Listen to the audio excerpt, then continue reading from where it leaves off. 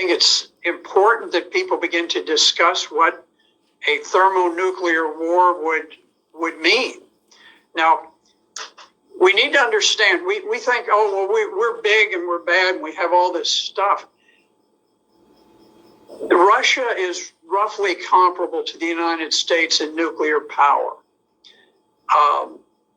They have hypersonic missiles that we do not have. They can absolutely evade any detection, any timely detection, and they can fire missiles from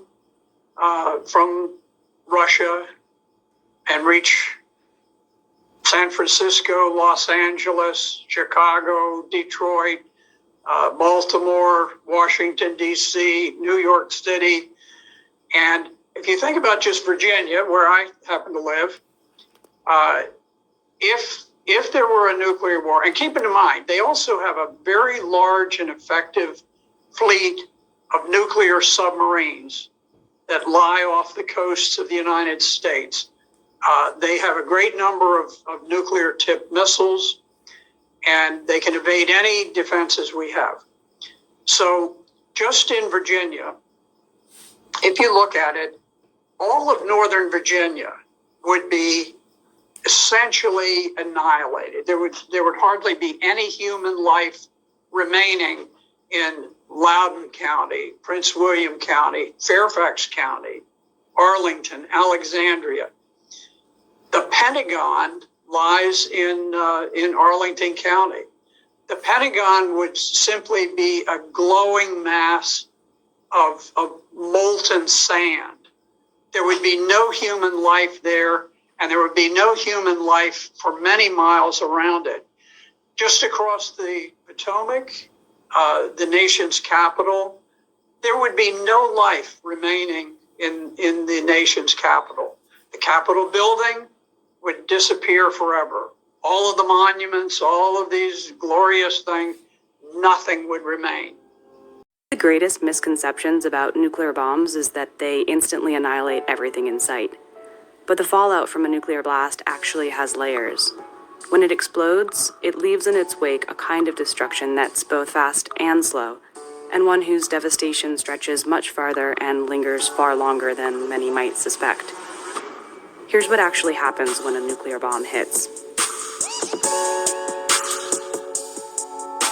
For the sake of example, imagine a 10-kiloton nuclear bomb goes off in Times Square.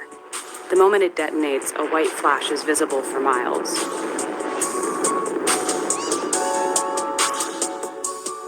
The light is so bright that, for a moment, people as far away as Queens and Newark can't see. At the same time, scorching heat radiates outward from the explosion site, followed by a massive fireball. The core of the fireball is tens of millions of degrees, as hot as the center of the sun. There are few survivors within a half-mile radius of the blast. Buildings and vegetation in that same range ignite or char. The bomb disrupts gas lines, burns structures and power lines, and knocks out communication towers and cell phones within about 1.6 miles. Flying glass and debris are immediate dangers, so stay where you are until you're sure it's safe to move. A colossal wave of pressure follows the fireball, traveling at the speed of sound and producing winds as fast as 500 miles per hour. All told, the explosion creates a crater 50 feet deep and a shockwave of about 3.2 miles, reaching south to Gramercy Park, north to the Met, and east and west into the Hudson. Residual pressure shatters windows, and piles of rubble as tall as 30 feet tower within a half-mile radius of Times Square. This has all happened in a matter of seconds. Meanwhile, in the days and hours after the initial explosion, a plume of fallout travels in a single direction away from the blast site. The plume could, for example, settle up the eastern seaboard, leaving radioactive dust on everything in its path. The most radioactive region of the plume could reach about 20 miles to New Rochelle. A much larger but less radioactive region of the plume, known as the hot zone, could extend about 60 miles north to Monroe, Connecticut. Now, large amounts of pulverized debris and molten earth are pulled up into the mushroom cloud. The radioactive atoms produced in the explosion join with the particles of earth and debris. The mushroom-shaped cloud forms and climbs higher. The first pulse of radiation wreaks biological warfare at the molecular level of everyone outside or in weakly insulated buildings, altering the structure of key cellular machinery and injuring DNA, so that within minutes, people begin to feel nauseous and dizzy and begin to experience headaches and vomiting. Then, anywhere from several days and 2 weeks, symptoms of those exposed to radiation worsen. In severe cases, infected people will become delirious, emaciated, and incapacitated.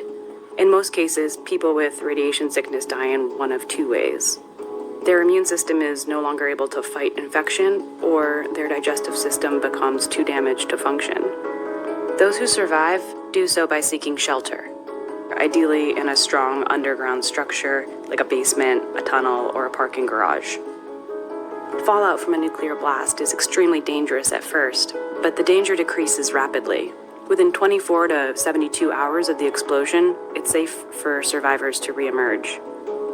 Theoretically, a bomb of this size would kill about 250,000 people and injure roughly 300,000 more. That's 20 times more deadly than any act of terrorism or natural disaster in all of America's history. And if in this hypothetical scenario, the bomb had been dropped from the sky instead of detonated on the ground, the number of fatalities would have soared. For context, consider this. This hypothetical scenario is a small-scale example. A larger nuke, like the 300 kiloton warheads that countries like, say, China or Russia possess, would kill at least 1.2 million and injure an additional 2 million more.